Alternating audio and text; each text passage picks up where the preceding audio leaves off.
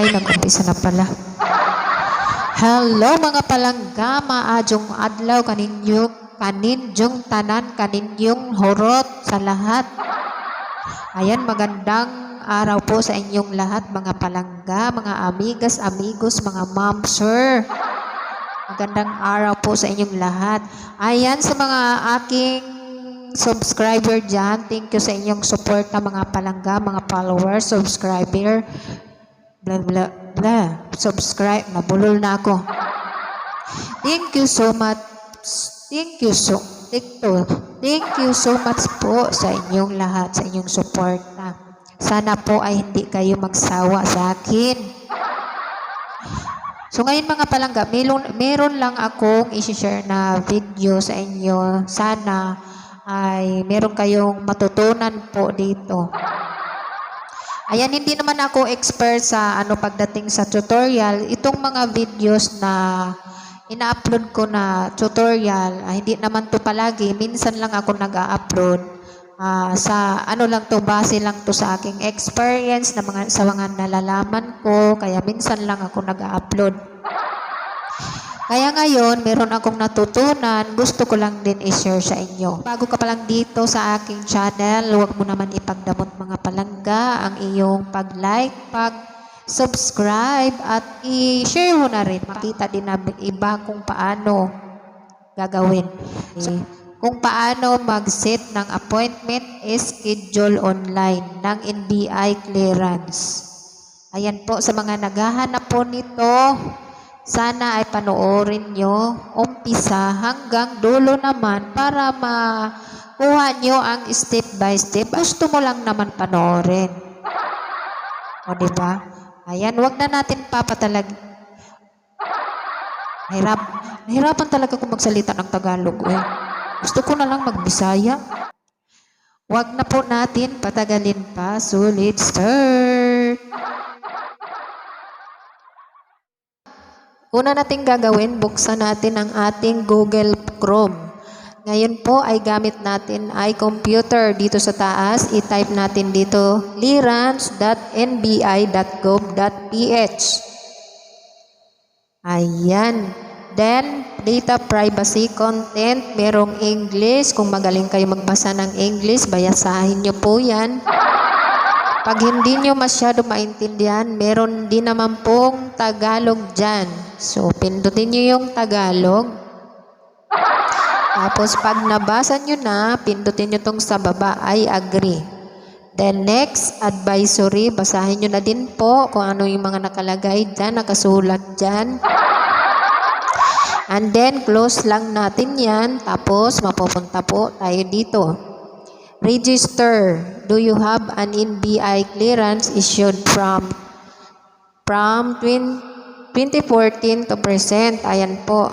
Yes or no lang isasagot nyo dyan. Kung yes, ayan, i-check nyo yung yes. Pag no naman, pindutin nyo yung no. Ayan po. So sa akin, no. Pindutin ko yung no dyan. Tapos ito yung pipila pa natin, register as new account. O, di ba? Ang hinihingi dito, select gender, status, birthday. Ayan po. First name, middle name, surname, mobile number, enter new email address, enter new password, confirm new password. Ayan, tandaan nyo po yung nilalagay nyo dyan mga palangga. Yung password, tandaan nyo po, email, dapat yung nabubuksan. Active yung email natin nilagay dyan. Then, read and accept terms of services. Check nyo yung box, then sign up. Tapos, mapupunta naman kayo dito. One-time password. Ayan, meron kayong marireceive na OTP doon sa cellphone number na nilagay nyo. Meron din naman sa email, i-check nyo din. Ayan din, pag nailagay nyo dyan, na ako magsalita Pag nailagay nyo na dyan, sa linya dyan, sa may mga XX dyan, click mo yan, submit. Tapos dito sa taas, diba, meron nakalagay dyan, sign in email, password. Ayan. Diba sabi ko kanina, tandaan nyo yung email address nyo at saka password. Kasi kailangan natin i-login yun dito. Ayan. Tapos mapupunta naman kayo dito. Applicant information. Ayan po. Yung dito, yung pangalan natin, apelyido, ay nakalagay na. Gender, nakalagay na din. Status, birthday, nakalagay na din. Pero may kailangan pa tayong fill upan dito. Kasi wala pang fill up yung iba dyan. Middle name, nickname, birthplace, citizenship, street, village, barangay, city, town, province. Ayan, lagay nyo po yung address nyo dyan sa contact details. Tapos lagay nyo din yung mobile number nyo dyan. Tapos, hinihingal na ako. Tapos, dito sa family background, ilagay nyo dito ang family. Sa family background, ilagay nyo dito sa baba, father name, father birthplace, mother name, mother birthplace. O, nandabing, di ba? Tapos, other information, educational attainment, occupation, relation. Ayan dito sa baba, other information, educational attainment, occupation, religion, height, in cm, tapos timbang din, ilagay nyo, tapos complexion. Ayan, kung napilapan nyo na po yung mga hinihingi po dyan. Ayan, double check nyo din po muna kung may mali or ano tawag nito, kung may mali, siyempre palitan nyo ng tama. Baka nagkamali-mali kayo ng type dyan, o diba? Pag okay naman na, kung wala nang mali, ipindutin mo yung nasa baba, save information. Ayan, pagpasensyahan nyo na yung mga pronunciation ko, mga palangga. Ayan, dito na tayo sa ano natin, application. Ayan, di ba? Nakasulat na yung ano natin diyan, yung mga pinilapan applicant information. Ayan. Nakasulat na dyan. Kung merong mali dyan, sa tingin nyo may namali kayo, pwede nyo naman i-edit information. Ayan. Pindutin nyo lang yung edit information. Tapos, titingnan natin ang edit information. So, ayan. Itong mga palangga, profile, review, applicant information. Ayan, double check nyo. Ayan, double check nyo yung kung ano yung mga nakalagay dyan. Kung may mali, pwede naman siyang mapalitan. Pag wala naman, makita nyo yung nasa baba, yung submit. I-click mo yung submit sa baba. Post, apply for clearance na tayo. Pindutin nyo yung apply for clearance. ID, meron dyan mapagpipilian. Marami naman po dyan pagpipilian. Tapos dito na tayo, important reminder. Ayan, basahin nyo na rin yan. Meron naman pagpipilian dito, English, Tagalog.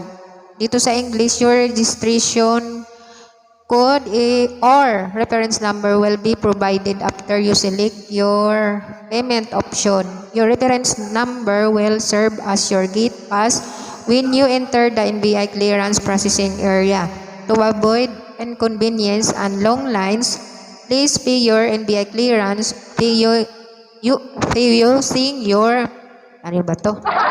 using your reference number at the selected payment option. Thank you. Ayan, i-close lang po natin yan. Ayan, basahin nyo yan para alam nyo din, di ba? Then, tapos dito, select NBI clearance. Ayan, pipili lang tayo dito kung saan branch tayo pupunta. Kung saan branch, pili lang kayo dyan. Marami namang pagpipilian dyan na kung saan malapit po sa inyo. Dyan na kayo sa malapit. Huwag na kayo magpakalayo. Ayan, i-search nyo lang yung mga lapit sa inyo. Dito, ayan, itong blue, yung may makikita kayong blue dyan, yan yung available slots. Yung mga parang nagputi lang dyan, ano na yan, puno na yan. Kaya dito tayo pipili sa naka-blue. So dito, multipurpose clearance, 130, total 130. Appointment schedule, ayan, nakalagay na din dyan. Yan, pwede nyo i-picturean yan para alam nyo kung kailan kayo nagpa-schedule.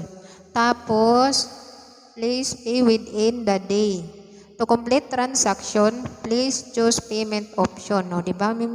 Mamimili tayo kung saan tayo magbabayad. So sa akin dito lang ako sa madali magbayad. And dito ako sa ayan. Ayan, dito lang ako. Diyan ako magbayad para madali lang.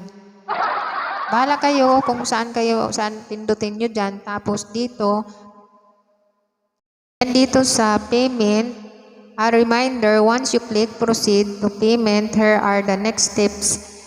Number 1, payment page will open with your reference number.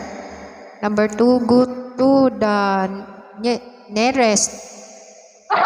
Mano talaga ako nito ay.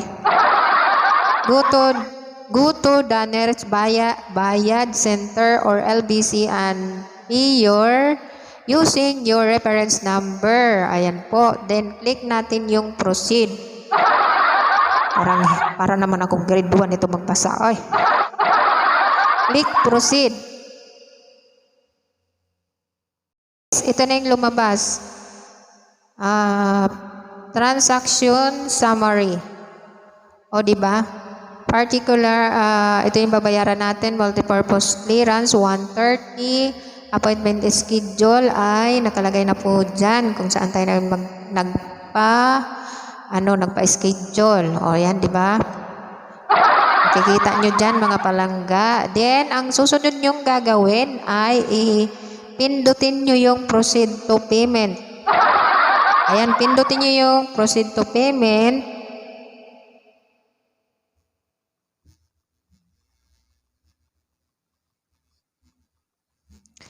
Tapos, ito na yung lumabas. Meron na tayong reference number. Ayan, di ba, lumabas na. Ito yung babayaran natin, 130. Tapos, meron siyang system fee na 30. So, total amount na dapat bayaran natin ay 160. O, ganun lang. So, ayan na nga mga palangga. Hope na panood nyo ang video na to sa umpisa hanggang dulo. Ayan. Kung meron kayong tanong, magtanong lang kayo dyan. Sana ay may natutunan kayo in this video.